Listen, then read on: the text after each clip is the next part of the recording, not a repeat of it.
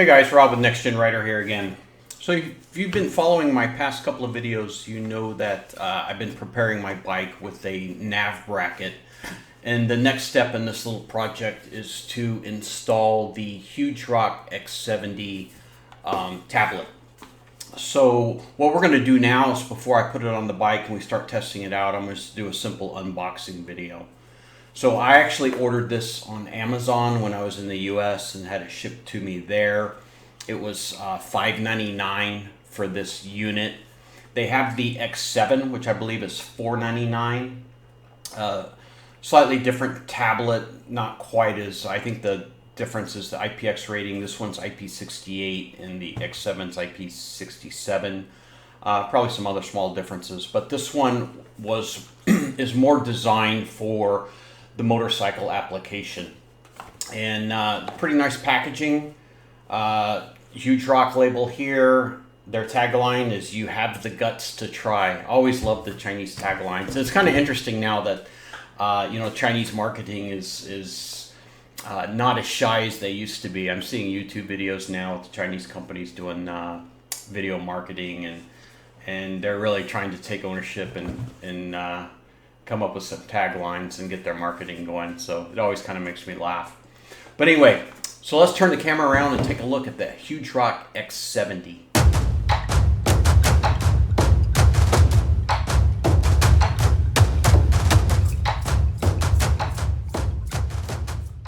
Okay, so here we go. Hugerock X70. So it arrived in a slightly bigger box. Keep in mind that if you have any warranty issues, you want to hang on to this box for a little bit. They got a little sticker there. They like the returns to come in these boxes. And then I think Amazon actually put it in yet a bigger box. But here's the product packaging. Hugerock with their logo. And you have the guts to try. Let's open it up. This is made by a Chinese company called Sotin Technology. So let's get the components out. Take out the tablet.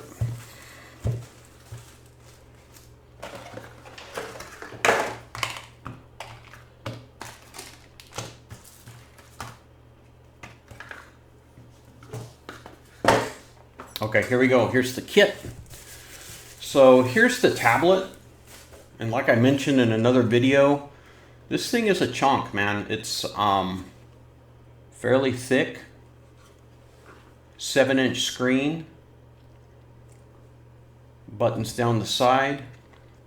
And it comes in the black and desert brown trim. So your access right here is for the SIM card, memory card tray. You just remove this small hex bolt here. This cover will come off. Then you'll have the tray, which you'll access with the pin. And then, just like a cell phone, you'll load up your SD card and your SIM card. So right now I think I have a SIM from T-Mobile in there. That should be working. We have a power connector with a very beefy metal connection. And then 2 spades for battery terminal. And then there's also some additional wiring. I don't have any information on this yet, but I'm gonna work on getting that. So we have a green, white, gray, yellow lead.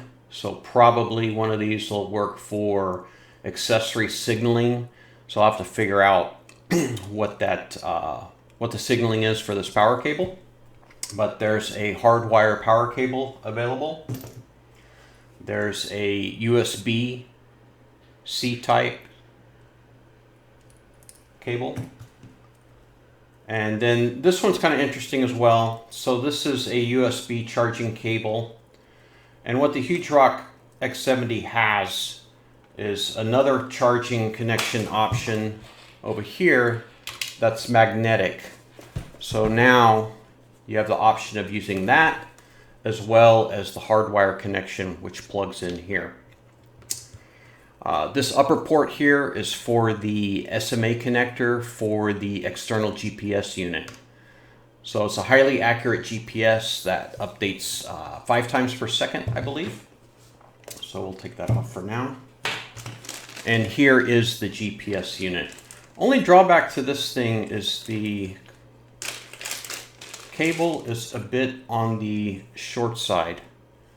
So it has the frequency operation and then the voltage requirements on the back, and then the SMA connector, which will plug into the unit. So I'll have to look into getting an SMA cable extension before I start running the external GPS. Lastly, you have a quick start guide. Seems like it's a lot, but it's just in multiple languages. You have a page that gives you kind of an overview of the layout, buttons, what's included as accessories. This also has a removable 10,000 milliamp hour battery. It tells you about that. It gives you some warnings. Tells you how to boot it, how to put in your SIM card and memory card, how to switch language, some safety info, some battery cautions, and that's it. So pretty basic. It's just they do it in several languages here. So let's turn it on. Get this out of the way. See if I can zoom in a little bit. Oop, not that much. I still have the old.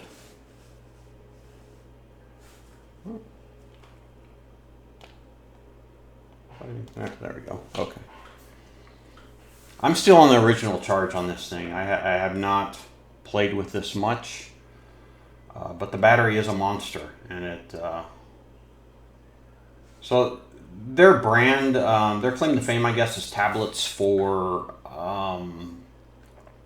the drone controllers. So that's kind of their logo, kind of reflects that.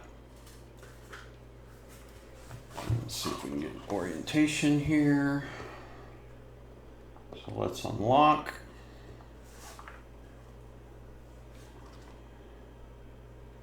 And what's going on here?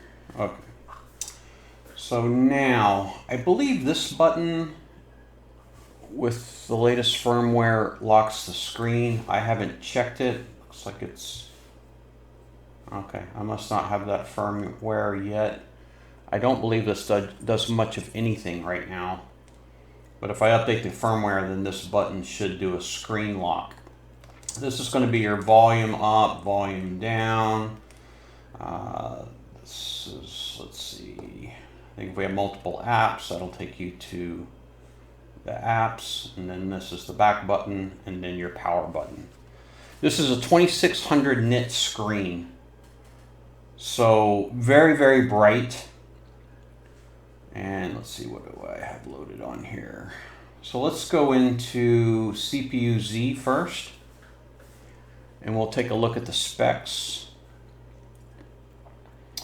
Okay, here it gives you the model of the device. We'll jump over, or excuse me, the CPU.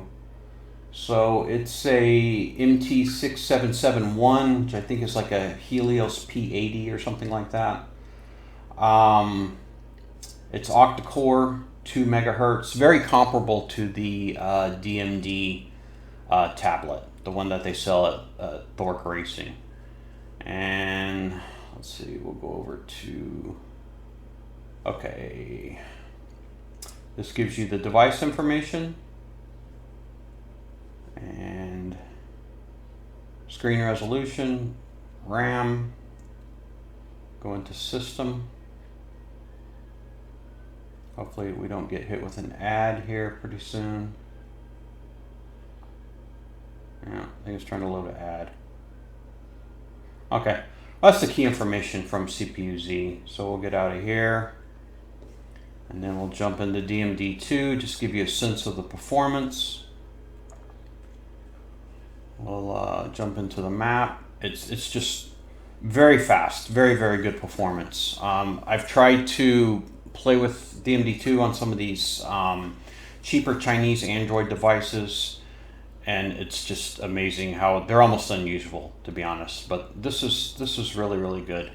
So I'm looking forward to it. The only drawback so far for me on this this device is just the bulk, and you know, if I'm going to hardwire this on my bike, I really don't need that 10,000 milliamp hour battery, and I probably prefer a slimmer enclosure, a slimmer device, but you know, trying to keep you, trying to keep all customers happy, they opted to put just a very huge battery on there.